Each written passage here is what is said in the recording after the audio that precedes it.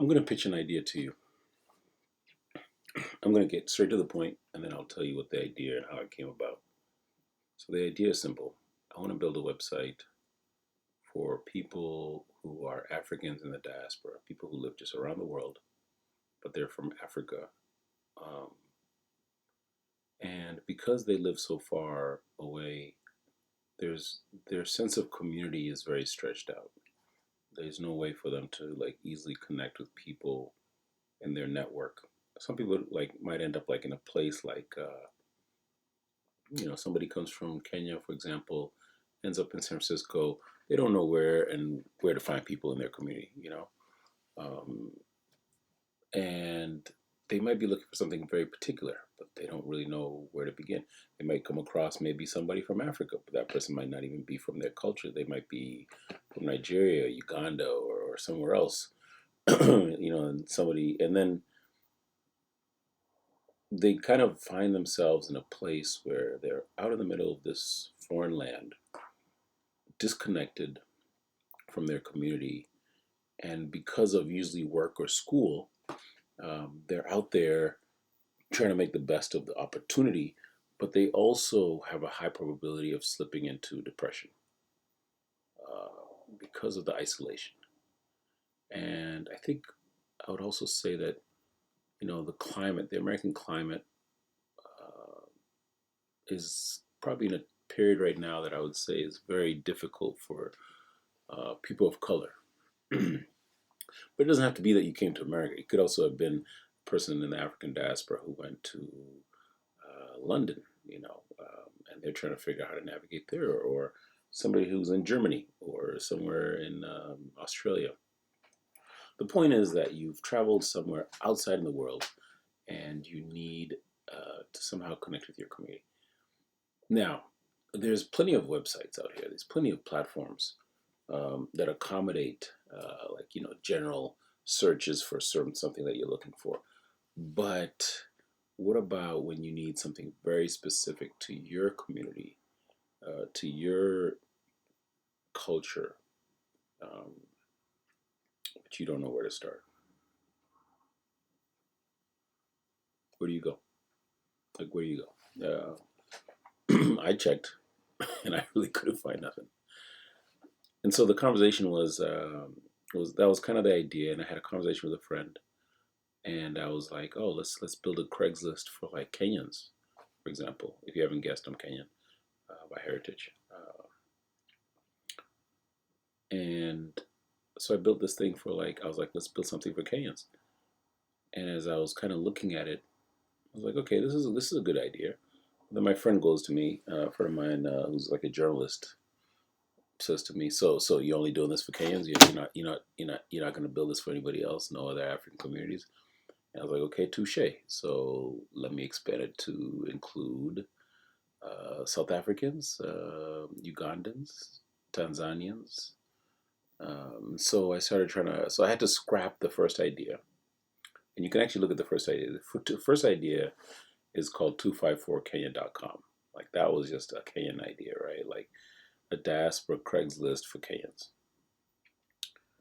But then when I realized that it wasn't gonna really serve more than Kenyans, I wanted to expand it to serve more African communities. So I built this other one called Zifrica. Basically, it's I just take the Africa and replace the first letter with a Z, and God, what my spelling skills are terrible. And then the C with a K, so ZFRIKA.com. So then I created Zifrica, and the idea with Zifrica is it's essentially gives you each country has its own Craigslist, so that if you're from Djibouti, and I love that name, by the way. Reminds me of like an R. Kelly song. Sorry for that segue. Anyways, uh, if you're from Djibouti, and no offense to the people of Djibouti, by the way, I just the name has a nice ring to it. Um, it it gives you like a I don't know how you'd say it, a Craigslist network, so that whatever you're looking for in that community of the Djibouti people, you would be able to find it. And that separates the people from Djibouti from like Sudan, from Liberia. They could all kind of have their own spaces. And my hope is that in the end, people just don't feel so alone, so isolated, wherever they are.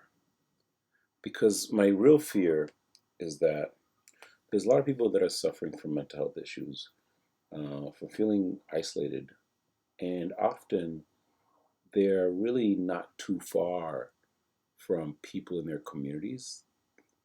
They just don't know where to find them. You know, um, and that could be the difference between sometimes somebody really kind of slipping into a dark place or being able to kind of recover. I had a friend who used to fly from Kenya to San Francisco, and he was a doctor, and he told me that the number of doctors who were African that were slipping into depression that he noticed from his clinical skills was pretty high. And it was interesting to think about that doctors were dealing with these type of health issues. So if the doctor is slipping into depression, if the doctor is exhibiting clinical issues from isolation, then what does that really say about the people who are not even in those professional skills of medicine, who don't even have the ability to self-diagnose or diagnose others, and they're just slipping into these states of isolation, and there isn't really a sense of community for them to reach into. Now, I'm not saying if you lived in a place for like 30, 40 years, 20 years, you probably got a sense of like where to find people. You're tapped in, but not everybody has that luxury. You could have been new in town. Um, you could be kind of an introvert. You know, there's these WhatsApp groups, and the WhatsApp groups are cool. But the reality with the WhatsApp groups is that you still have to be invited into those spaces. And then these people gatekeeping them, we don't want you in our group, or this group is only for the so and so's. So there's still this aspect of like, um, they're still cliquish, is how I describe them. The WhatsApp groups are still cliquish. So what you really need is a space that's just welcoming to you, irrespective of, and it's just available to you. So if you get a chance, check out this website that I'm building, ZFRIKA, Zifrika. If you haven't guessed, the actual channel is named after it. uh, Hint, clue, clue. So check it out. Um, you can log in, you can post something. I put the login because I thought it would be good to keep people from just putting some crazy stuff up. You just don't know who's going to post what. You want to be able to trail or track people, because there's just some funky folks out here that you just need to be able to kind of keep outside the gate. Now, if you create an email, you post something, hey, you say something crazy, I might have to go and moderate, delete stuff, but the idea, hopefully, I ask, is that people could use it in a way that's constructive, that's beneficial to the community. Um, that way, that people can grow and people can feel like they're seen, that they exist, that they're not isolated. Hopefully, you can find the conversation that you're looking for in that space. I've been working on this project for a year. It's about a year. It's crazy to admit. It's been about a year. Um, I was working in tech for a good 3 years. I was at this last company. It's one of the companies named after a fruit. And one thing that I asked myself was, what am I doing for my people? Like for real, what am I how am I actually helping the people in my community? What impact am I having? And the answer to that was I was just making money for me, unfortunately. And I realized that I should at least be working towards something that benefits the community, because you can work for these corporations. They pay really well. You bust your butt. You get a bag full of money. But after you build something for them, it belongs to them. You don't have any stake in that after that. They just say thank you so much and they bounce. And you're on to the next project if you're lucky to land another project with them. Um, but your baby that you built pretty much belongs to them. And you have to accept that about these spaces. It's not like you're going to, be able to come back and reclaim whatever you created. So I wanted to create something that I could say I created for my community. And I also wanted to create something that I can at least say I'm always going to be a part of.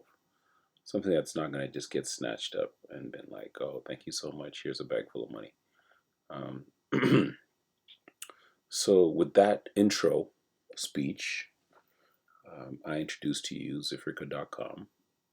And my hope is that it can find a way to serve you in the diaspora and the community that you come from. Now, obviously, there's going to be things that I need to fix. There's going to be bugs. There's going to be whatever things that I need to figure out. So, there's a comment section that I'm going to obviously enable. I would appreciate if you just throw in your 10 cents, what you see what you'd like me to add, anything that you didn't like about it. And we'll just kind of make this a conversation. We'll just keep tinkering with it. I'll keep fixing it. I'll keep building it until I starve to death.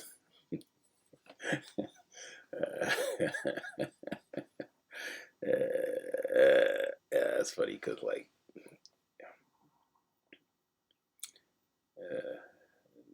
don't even know if you'll get the joke, but yeah, until I run out of money, basically building it. My hope is that it at least impacts some people's lives in a positive way. So I'm not really trying to tell you what to do with it. I haven't built it with this idea that I'm going to heavy-handedly force you to use it a certain way, but I would like for it to be of use to people in these diaspora communities. So give it a try. Check it out. Tell me what you think. Thank you so much.